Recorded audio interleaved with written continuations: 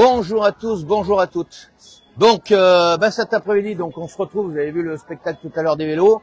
Alors on se retrouve toujours sur la fête du vélo, donc au Parc des Lilas à Bourgoin-Jallieu. Et puis donc je vais être avec l'association Mobilité Douce Nord-Isère, association donc avec Jean-Paul et Jean-François. Donc Jean-François qui est à première vue le président, et puis Jean-Paul secrétaire. Alors on va expliquer un peu votre rôle de l'association. Et puis on va également parler de cette belle carte là que vous avez créée et qui explique beaucoup de choses au niveau de tout ce qui est voie verte, mobilité douce dans notre belle région. Voilà. Alors le rôle de l'association. Vas-y. Le rôle de l'association, c'est de promouvoir les mobilités douces, c'est-à-dire vélo, marche, etc. Oui. Mais au quotidien ou pour les loisirs. Et alors quand on dit au quotidien, c'est les trajets domicile-travail, les trajets domicile vers la gare pour aller prendre le train. Oui. C'est la possibilité d'embarquer son vélo dans le train, etc. Et puis ça c'est pour les mobilités quotidiennes. Oui. Éventuellement les courses. Oui. Et alors pour celui qui va au travail, parce que j'ai entendu beaucoup de mots, c'est le vélo taf, on appelle ça maintenant. On dit ça, oui, ouais. Le vélo taf. C'est le nouveau mot qui est aujourd'hui à l'ordre du jour à première vue. Et donc le deuxième partie, c'est encourager aussi le vélo loisir. Le vélo loisir, bien sûr. Et donc on s'intéresse là à ce moment-là, il faut avoir des parcours suffisamment sûrs et balisés, pas être obligé de prendre les routes départementales qui ne sont pas doublées par une piste ou une voie cyclable, qui ne sont pas doublées par des anciens itinéraires qu'on puisse éventuellement... Pour soit au mieux tranquille pour quand on fait du vélo. Voilà. Ça. Insécurité aussi. Sécurité, exactement. Donc, alors, on va peut-être parler de cette fameuse carte. Alors, ils étaient créés depuis combien de temps pour l'association ? On était né, ça s'appelait au départ Vélo Villefontaine, c'était donc plutôt dans l'ouest de la Capie. Et puis, l'an passé, il y a à peu près, pas tout à fait un an, 9 mois, on a élargi notre champ d'action en se redéployant vers le plaidoyer, c'est-à-dire vraiment contacter les élus, contacter les acteurs économiques pour les encourager à utiliser, à favoriser le vélo, à faire bénéficier leurs employés du forfait mobilité durable qui est sous-utilisé actuellement pour les entreprises, par exemple. Et donc, on est devenu Mobilité Douce Nord-Isère en étendant notre territoire aux 5 intercommunalités qui constituent à peu près le Nord-Isère. D'accord. Alors, bon, je sais que la CAPI a fait beaucoup de choses ces derniers temps au niveau des voies vélos et voies vertes, etc. Mobilité douce. Alors, est-ce que, la CAPI à première vue vous écoute? À la CAPI, et en plus elle joue un rôle clé parce que dans ce territoire, c'est quand même la plus grosse communauté de communes ou d'agglomération. Là, c'est une agglomération. Donc, elle joue un rôle clé. Mais d'ailleurs, on a travaillé avec elle sur l'élaboration de son plan des mobilités et son schéma directeur vélo. Schéma directeur vélo. Mais c'est des moments très importants parce que ça demande d'abord une contribution, donc on apporte une contribution. Et puis on avait dans ces réunions des représentants aussi des collectivités voisines. Donc c'est très très important pour nouer des contacts et se préoccuper de parcours qui ne sont pas interrompus à la limite de la commune ou de l'agglomération. D'où l'objet de cette carte. Voilà, donc merci Jean-François de tout ça. Alors maintenant que Jean-Paul va prendre la main, il va nous expliquer un peu cette belle carte qui a été créée. Alors du coup, c'est la version 0 ou la version 1 comme vous voulez, d'une carte qui représente toutes nos connaissances en matière d'aménagement vélo. Très bien. Ce n'est surtout pas une carte exhaustive et c'est surtout pas une carte officielle. C'est uniquement toutes nos connaissances en discutant avec les associations, les collectivités qui ont bien voulu nous donner leur plan.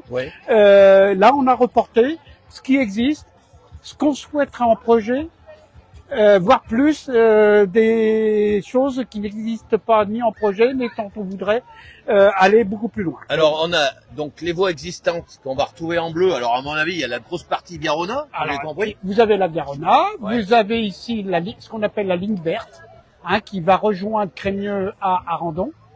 Là c'est la ligne verte. Là, c'est la Viarona, bien connue, qui est pas encore complète, mais ici, c'est en train de se compléter. Du côté de Villette, et un peu plus au sud, donc plutôt proche de la Capie, vous avez en particulier deux voies vertes, la Bourbe, là que vous avez en bleu, qui est en cours de réalisation, dont on espère, nous, qu'elle a le plus au nord à l'embouchure. Parce que alors, actuellement, pour expliquer un peu aux gens, aujourd'hui, on a une partie qui part de Ruy, donc c'est la dernière nouveauté qui a été faite ces derniers temps, et qui va donc en direction de Saint-Quentin, c'est ça, hein? Oui, alors, j'ai un tout petit peu rectifié. Parce qu'à force de... Oui, il faut vraiment expliquer comment les choses. Non, aujourd'hui, elle part exactement de la commune de Vaumilieu. Vaumilieu, d'accord. À l'est, à l'ouest, hein, là. D'accord. À l'ouest. Et elle s'arrête actuellement dans le centre de Bourgoin-Jallieu. Oui, c'est ça. Voilà. On l'a vu dernièrement dans le groupe. Là, voilà, c'est une section qui, de mémoire, mais qui doit faire une bonne douzaine de kilomètres. Alors, il y a exactement, à mon avis, 13,5 km. Bon, 13,5 km.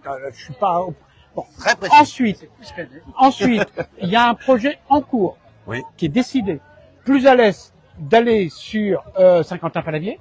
Donc, c'est la partie verte. Ah oui, d'accord. Ça, c'est vraiment un projet décidé. Oui, d'accord. Donc, vous allez, alors, on peut pas suivre la Bourbe tout le temps. Donc, vous allez récupérer sur la Verpillière et sur la Verpillière des itinéraires existants et on continue proche de la Bourbe. Donc ça, et puis il y aura quand même le long de la Bourbe. Donc il y aura déjà, puisqu'on arrive en agglomération, un partage de voies vertes. D'accord. Une qui va suivre la Bourbe et une qui rentrera dans la commune de la Verpillière. Ah oui, d'accord. D'accord, pour partager. Ben, c'est un peu comme à Bourgoin. Alors ça, c'est du côté est, où on espère en trait jaune qu'elle se prolonge jusqu'à l'embouchure à Charvaux. Ah oui, oui. À Chabanos. Mais là, on a quoi actuellement? C'est quoi? C'est la route nationale? Ça n'existe pas. Ah, ça n'existe pas. Il n'existe que partiellement une voie agricole. Qui longe la Bourbe. D'accord. Ça n'existe pas. Par contre, ce que l'on sait aujourd'hui, c'est qu'à Tignes, ils en parlent beaucoup. Ah oui, d'accord. Elles rentrent dans leur schéma directeur vélo qu'ils sont en train de publier. Et que sur Pont-de-Cherruy et Chabanos, pareil, c'est intégré dans le schéma directeur vélo qui vont sortir d'ici la fin de l'année. Ah oui, d'accord. Donc c'est dedans. Parce qu'on a une voie de tram là qui est l'ancienne voie de. Ouais, c'est ça. Ah bah vous faites bien d'en parler parce que ça va être aussi une grande nouveauté que tout le monde a vu dans la presse. Tout le monde dans la presse a vu, mais c'est un projet qui a plus de 30 ans. Ouais. C'est-à-dire que le tram qui vient de Lyon-Pardieu arrive à Messieurs-Eddy terminus. Ouais. D'accord. Et puis il y a une branche qui va à Lyon-Syntex. Mais on va parler de celle qui arrive à Messieurs. Il a été décidé, puisque là maintenant il y a une décision qui a été prise politiquement par la région et les comités territoriales, qu'elle se prolongera jusqu'à Crémieux. Ah oui, donc le tram va aller jusqu'à Crémieux, 13 km. 13 km au total, d'accord. Dans la même décision, il y a le prolongement, alors c'est pas tout à fait une voie verte, c'est une voie cyclable, qui part de la Pardieu et qui va jusqu'à Messieurs, elle existe, qui ira jusqu'à Crémieux. Donc ça c'est, allez, on va être optimiste et en accord avec optimiste. L'inauguration, c'est pour 2030. Donc, c'est dans 6 ans. D'accord? Oui, c'est pas si loin que ça. C'est pas si loin que ça. Très loin, mais les études sont fines. Bah, ça fait 30 ans qu'on en parle. Ouais, non, mais je comprends tout à fait. Ah, d'accord. Donc, voilà, ça, c'est décidé. Est-ce que, alors, j'ai participé largement à l'élaboration de cette idée qui maintenant va être réalisée. Et l'idée qu'on a vendue, et c'est ça ce qui est important dans notre territoire, ce n'est pas que pour les gens du Nord-Isère qui vont aller travailler sur Lyon. Il y en a beaucoup, bien sûr. Mais il y en a beaucoup aussi qui travaillent sur place. Et il y en a beaucoup aussi qui se promènent dans notre territoire. Hein. Ici, vous avez l'île Crémieux, tout le monde. Le tourisme. Et on a vendu, enfin, l'idée de dire, ce tram-train va permettre à toute l'agglomération lyonnaise de venir chez nous, de venir avec leur vélo. Ou pas, ou viendront en louer, enfin peu importe, de venir 2-3 jours en tourisme vert dans toute l'île Crémieux, super. Ah, oui. Et ça, les élus, et en particulier la communauté de communes des balcons, puisque là on est sur les balcons, l'ont bien pris, bien pris en compte. Donc ça c'est important, et on sait aussi, et ça c'est un peu moins connu, que des entreprises vont peut-être améliorer, se dire on peut s'installer maintenant là parce qu'il y a une voie. Par rapport. Il y a des entreprises. Ah, vous pensez qu'il y a vraiment il y a des entreprises qui vont pouvoir venir s'installer parce que l'ensemble de leurs travailleurs vont pouvoir aller sur Lyon. Donc voilà. Donc ça on le sait. Donc c'est un vrai projet. Parallèlement, vous avez la ligne. Alors ça aussi est important. Alors la ligne ferroviaire connue de tout le monde, qui part de Lyon-Pardieu, qui arrive, qui fait 50 appels à la vie à la Verpillière, Bourgoin-Jallieu, la Tour du Pin, et qui se partage ensuite sur Grenoble et sur Chambéry. Oui. Cette voie verte, pour vous donner une indication, je viens de revoir les chiffres, il y a 2 millions d'usagers de la gare de Bourgoin-Jallieu par an. En 2023, 2 millions d'usagers, 5400 par jour. Oh là là. Bon, c'est énorme. C'est vraiment, j'ose pas le dire aux Stéphanois parce qu'ils vont se vexer, mais c'est probablement la voie la plus occupée par les usagers en région Rhône-Alpes. Ouais. Donc c'est important.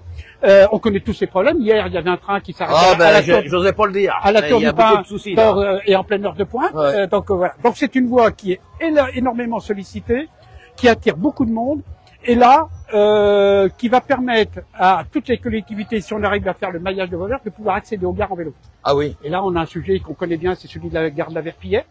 Ouais. Où la plus grosse ville de la gare de la Verpillière, ben, c'est pas la Verpillière, c'est Villefontaine.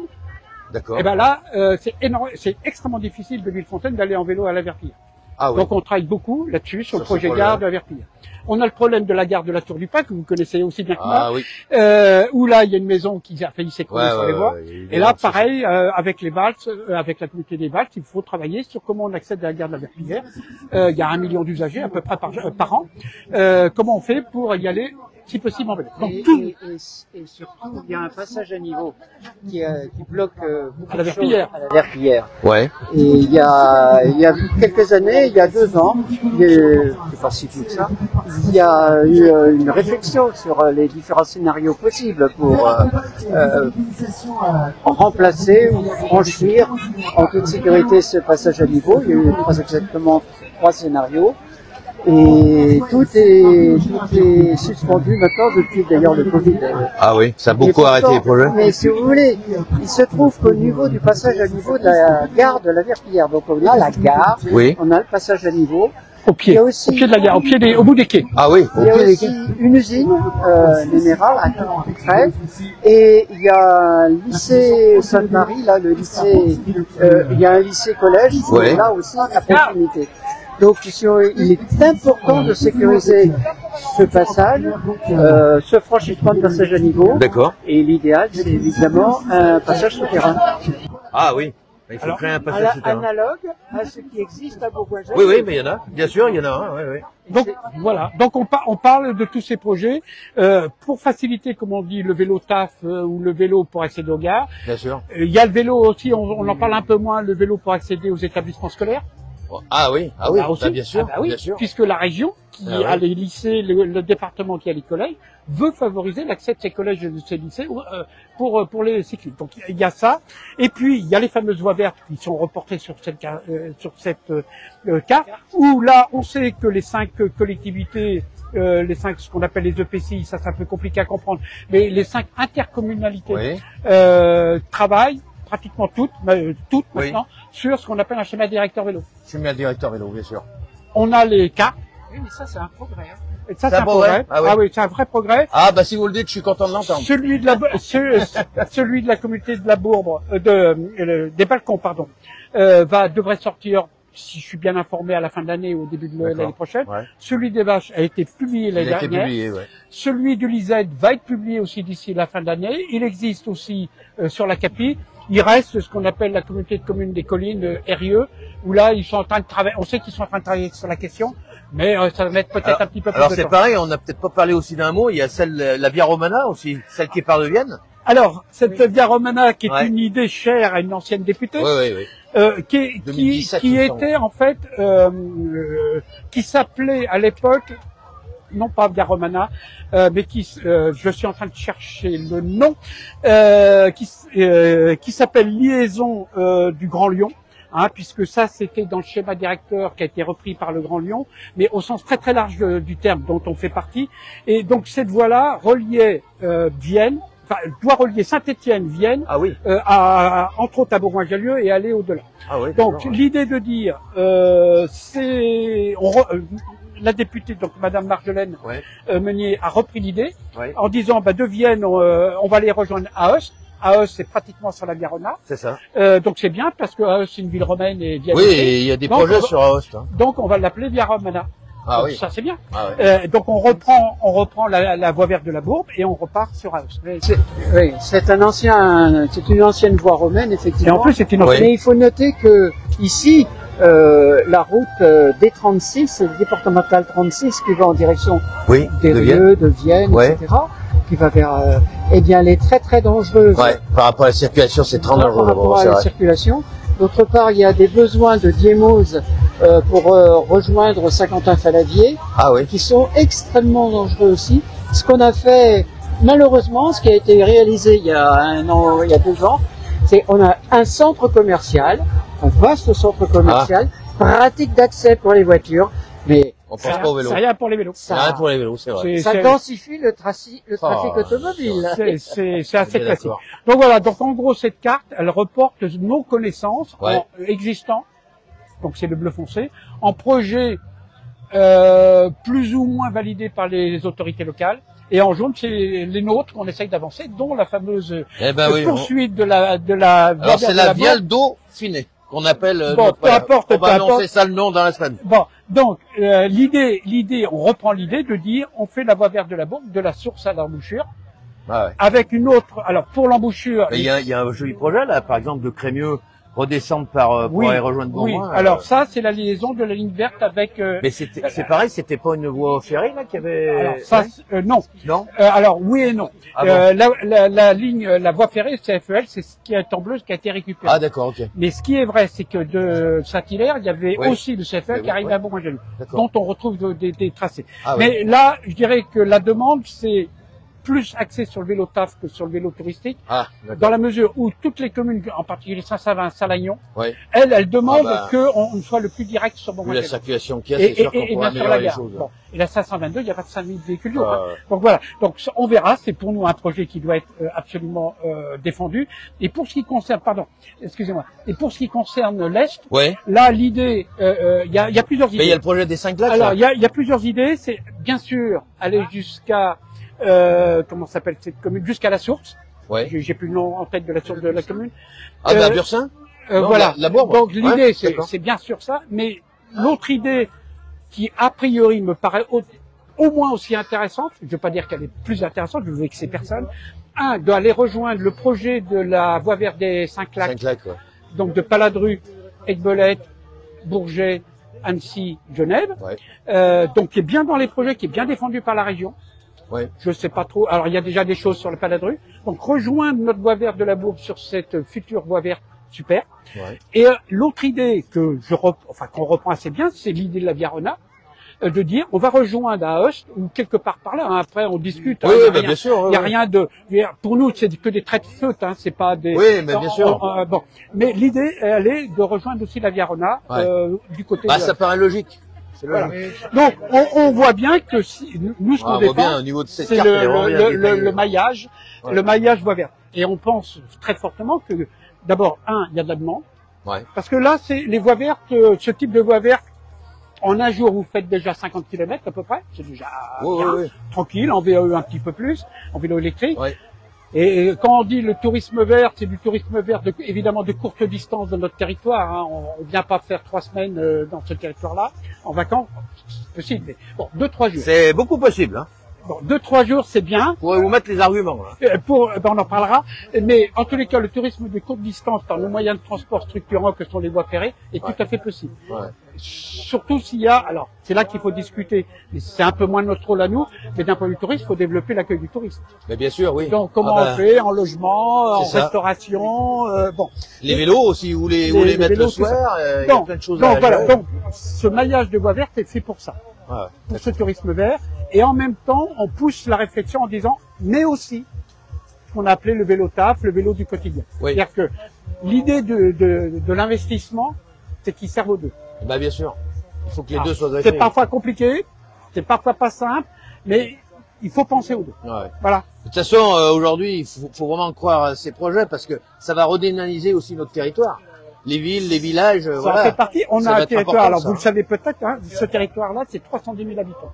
310 000 habitants. Ouais. 310 000 habitants, Ah ouais. la densité est 2 fois plus forte que celle de la France en moyenne. On dit que c'est un pays, on dit qu'on est en milieu rural. Non, on est en milieu périurbain. Ah, ouais. Alors certes, le milieu rural est dominant, hein, visuellement, mais alors il y a une commune dont je vais parler d'abord parce que j'y habite, je la connais un peu mieux que les autres, mais Bourgoin-Jallieu.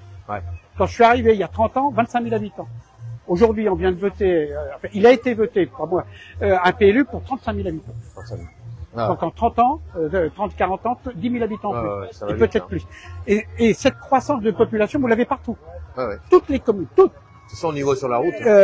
Voilà. Et donc, on est bloqué de partout. Je peux vous garantir qu'avec ce niveau d'augmentation de population, on ne pourra plus venir en voiture. Et non, mais c'est sûr. Qu'est-ce qu'on fait? Le vélo. Vélo, entre autres, la marche. La marche, bien les transports collectifs, bien sûr. Donc voilà, donc c'est on participe à toutes ces réflexions. Et vous réfléchissez aussi avec la gare SNCF pour avoir des liaisons entre un point plus haut et pouvoir redescendre plus tard avec les vélos, etc. Parce que ça, on y pense de plus en plus. Alors, il existe une association à laquelle je suis adhérent et membre, qui s'appelle l'Association dauphinoise des usagers du train, l'ADUT. Ah oui.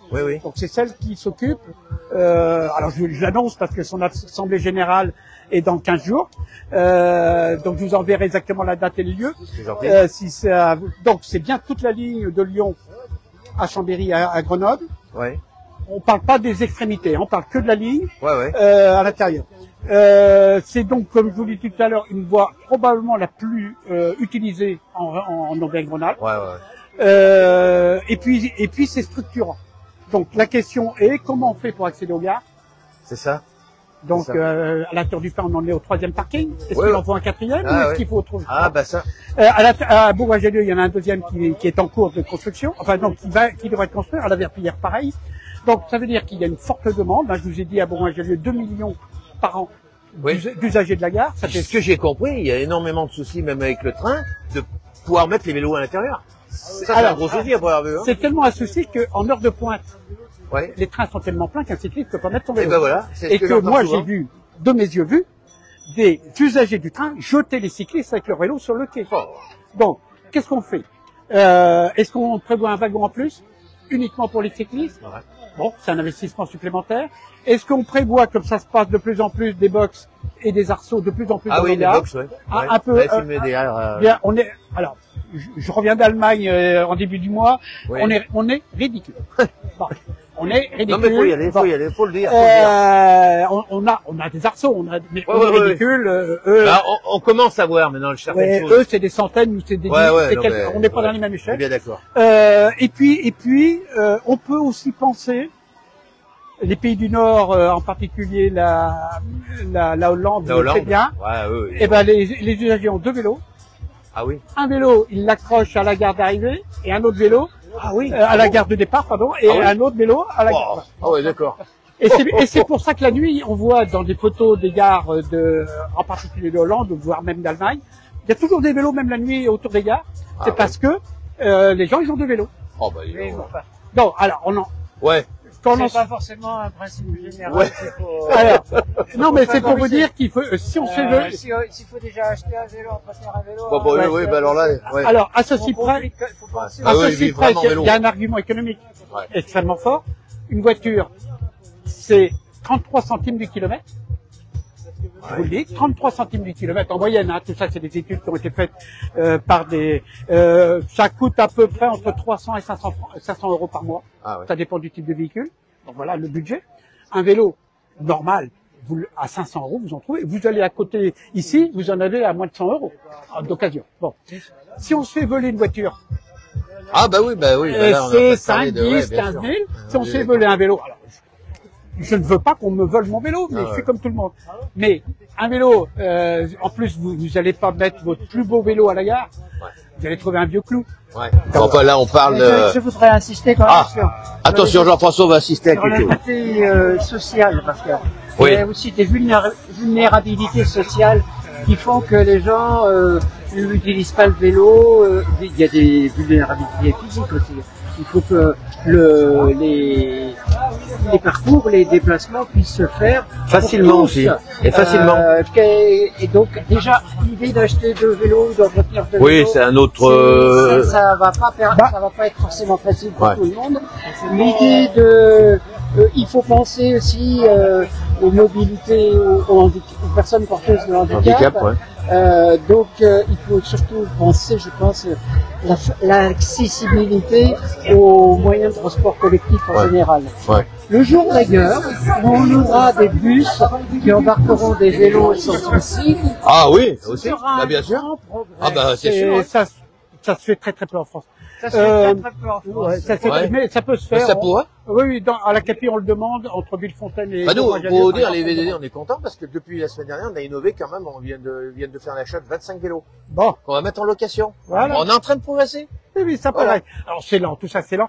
Je reviens quand même d'abord il y a le coût. Donc vous allez à côté ici, vous les avez peut-être filmés. Ouais. Là, ils vendent des vélos d'occasion à largement moins de 100 euros. À 50 euros, vous pouvez acheter un vélo en bon état, puisqu'il est garanti par l'association. Donc c'est déjà, d'un point de vue sociétal, vous allez dans n'importe quelle grande surface, c'est 150 euros un vélo. Hein. Alors après, les VAE, c'est 2000, voire 3000 euros. Oui. Bon, je demande pas ça à ce que tout le monde achète un vélo à 3000 euros. Hein. C'est pas ce que je demande. Parce que, mais par contre, l'idée des deux vélos, c'est que avec des vélos qui valent pas cher. Et en même temps, pour ce développement, je l'ai un petit peu dit pour les gars, c'est il faut que les gens sachent où mettre leur vélo en sécurité. Tout ça, ouais. Alors, il y a les arceaux dans la journée, mais le soir.